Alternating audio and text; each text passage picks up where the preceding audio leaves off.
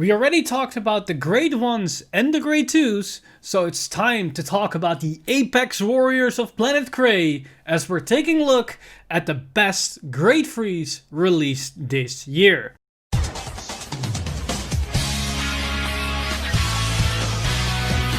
Stand up! Vanguard! This year we saw a lot of very powerful grade 3s released for Vanguard, and that means that this list is going to be jam-packed with a lot of powerful cards. And we're going to start with a very interesting one, because for the number 10 spot we've got a card that could arguably be one of the strongest, but because that was a fact, this card got nerfed and is now an okay card. But because of her legacy, I wanted to put her into this list. As for the number 10 spot, we've got top idol Riviere. Like, anybody that has been here at the beginning of this year knows how powerful this card was. Like, she could rewrite into herself, then rewrite into herself, then rewrite into herself, and then rewrite into herself, while plussing on hand, while keep multi-attacking with the Vanguard, and even defensive triggers wouldn't work, because every time that you rewrite, you create an extra force marker, thus overcoming that potential defensive trigger. And you could potentially attack for 5 times with the Vanguard if you went to a grade 1 and grade 2, and most of the time this will result in the fact that the Riviere player would instantly win the moment they went into Riviere, and they would just end the game there. And luckily Bushro decided to nerf the card by restricting it to an hard once per turn, because if they didn't,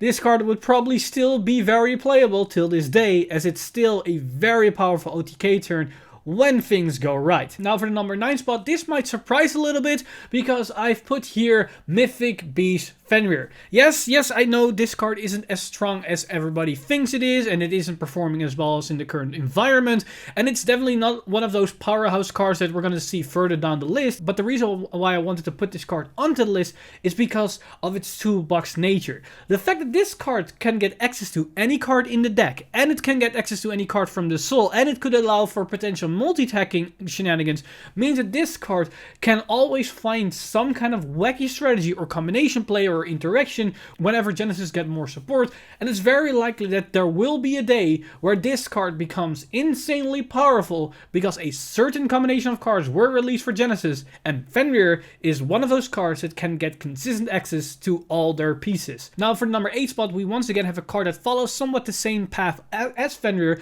but this is highly regarded as a more prominent card that has a lot of potential, and everybody is aware of this card's power, because for the number 8 spot we've got Exceptional Expertise Rising Nova. I probably don't have to explain why this card is so strong and why it's so good. It's basically a Gastille in Spike Brothers that can be used in the early game, and with all these support cards around Rising Nova and just in Spike Brothers, it's very easy to see how consistent and powerful this card can be. And we already addressed one of its key cards in the best grade 1s this year with Ambush Dexter, so with the fact that that's already a very powerful card, it's very obvious why Rising Nova is also a very powerful card, and probably will become stronger the more and more support we're going to see for the Spike Brothers. Now if we move down to the number 7 spot, we've got Dragonic Vanquisher, and I don't mean Full Bronto, no, I'm referring to the original one, which might sound weird as Full Bronto should be a superior version of Vanquisher,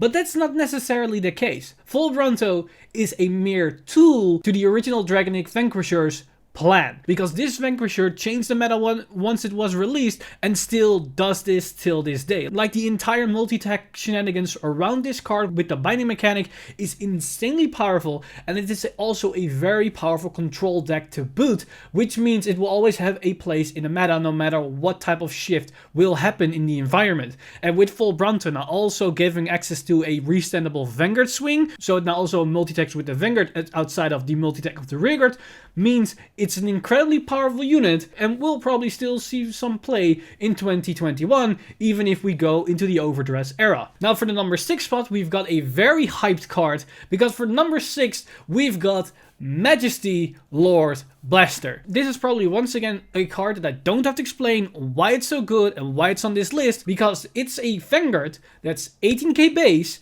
and comes with a triple drive every single turn, even during your opponent's turn. So it's very strong in offensive play and also in defensive options, and it basically shifts the meta in Japan, where suddenly all the Exo clans like Vanquisher and Revan became less prominent because this 18k body was pretty problematic for some decks to overcome, especially Revan, because it turned it back into a 13k, which shut down their entire engine as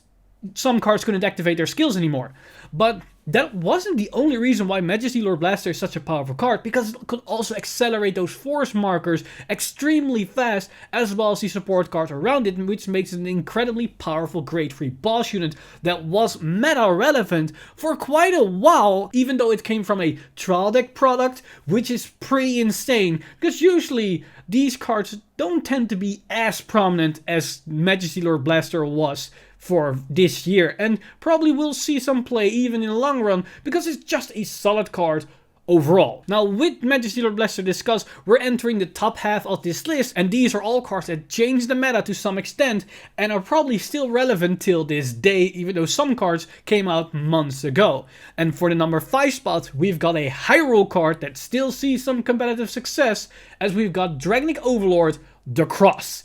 This card is a powerhouse that can wreck any opponent even before the game began. The fact that you can combine this with the end and have triple Vanguard swings that could potentially have increased power thanks to Calamity Tower Wyvern and the extra additional crits, and you're probably gonna run 12 to 16 crits, meant that you had a boss unit that could swing for high numbers, multiple crits, while your opponent was still at grade 2, as this card didn't really care for what type of grade your opponent was, which made it an incredibly powerful card. And the Cross does have some overall uses with any potential Overlord that might come out in the future, but we all know that this card was mainly designed with the end in mind, and that's made it such a powerful card in combination with the two. Even till this day, even though this card came out in the first half of this year, it still sees competitive success, so it very much deserves the number 5 spot in the list. The only negative part about this card is its high roll nature, because the deck revolves around certain things to go right,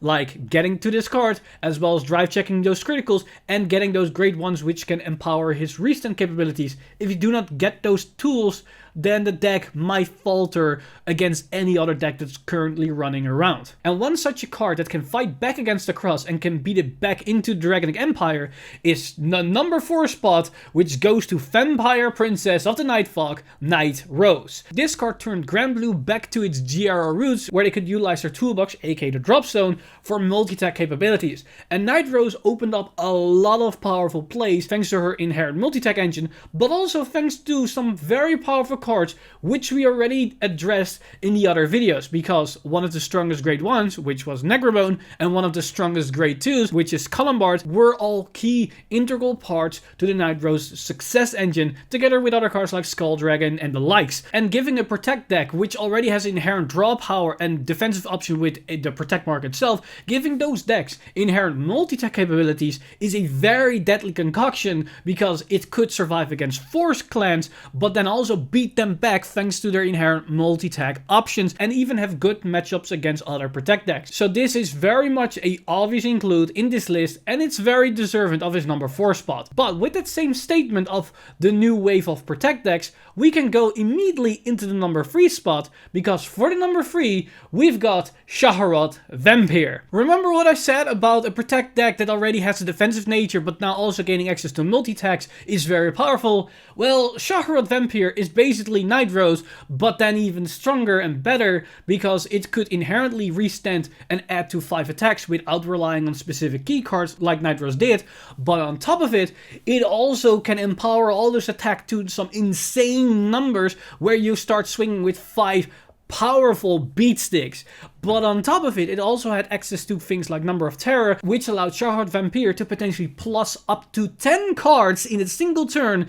so they could attack with massive numbers for 5 attacks a turn, and then sit behind a defensive wall where basically nobody could touch them, and then keep doing that turn after turn until their opponent just falter on those massive attacks that they could dish out every single turn. And Shaharot Vampire single-handedly turned Dark Regulars as a laughingstock clan, because it wasn't really taken seriously at all during the VRA, into the top dog during the VBT09 meta, which is insane to think about, as since he did it single-handedly without any problem, because its skills were that impressive. But even though the Cross, Shaharot Vampire and Night Nitros were very prominent and strong cards that shaped up their meta, there were other cards that actually warped the meta to their defining and made some tier 0 status during the later half of this year. Because for the number 2 spot, we have Drag Hard Luard. And to some extent you can also say Drag Driver Luard, as those two Great Frees are basically part of one thing, but Drag Hard Luard is the one that enables the entire thing. And I probably don't have to explain why this card or this deck was so powerful. This card allows you to superior right into a specific Great Free, which gave you a lot of free pluses, and it gave you access to your entire toolbox engine, which was revolving around grade 1s, but it also could accelerate your force markers, which meant that those multi-attacks you could do with Morfessa actually amounted to high numbers around the 40 to 60k columns, which not a lot of players could survive against, and you could do this no matter what type of grade your opponent was. So if you went first, your opponent was in for a world of hurt, and you would accelerate throughout the entirety of the match until your opponent lost the game underneath all those powerful attacks. And that is basically what Luard was. It was a plus engine, a control engine, a superior call engine, and a multi-attack engine, while also accelerating their force markers. It basically did everything in one deck, and it couldn't really be damage denied because it had such a good resource engine on top of it all, as they could just utilize the same counterblast over and over again with their whole superior call engine, and the fact that their counter charge cards and soul charge cards were all in the grade 1 department. So Luard was a powerhouse that warped the meta for at least a couple of months, until VBT 12 came out and a certain card kicked Luard out of the number 1 spot in the meta, but also out of the number 1 spot on this list, because the number 1 spot goes towards Sunrise Ray Knight Gurgwit. And once again, it's probably very obvious why this card is the strongest grade 3 released this year. Gurgwit not only has a strong offensive option, it also has very strong defensive plays. For one counterblast, it could unleash 2 extra attacks, which already is pretty good, but because of its continuous passive ability, it probably meant that those attacks would actually amount to some very powerful numbers, so defensive triggers wouldn't really matter to you, because you had access to a card like Percival, which allowed you to accelerate those Excel markers, so it's very easy that those 2 extra attacks will get an additional 10k power, maybe 15, 20, 25k, depending on how far you are in the match. But on top of it, even if you went up against a deck that could fight back against you, you wouldn't really sweat as much, because you already have a lot of draw potential within all the cards that Gold Paladin has access to. But on top of it all, it has the defensive skill, which allowed to just superior call any cards from the top 5 card of his deck, which could also circumvent certain very powerful guard restricting cards. Even if you went up against Angel Feathers and they had a 70-80k grade 3 with the Sentinel restrict, if Gurgwit just used its skill and there was a perfect guard in top 5, they could just perfect guard the entire attack, just discard 1 card from hand, and they stopped their entire offensive play that they built up,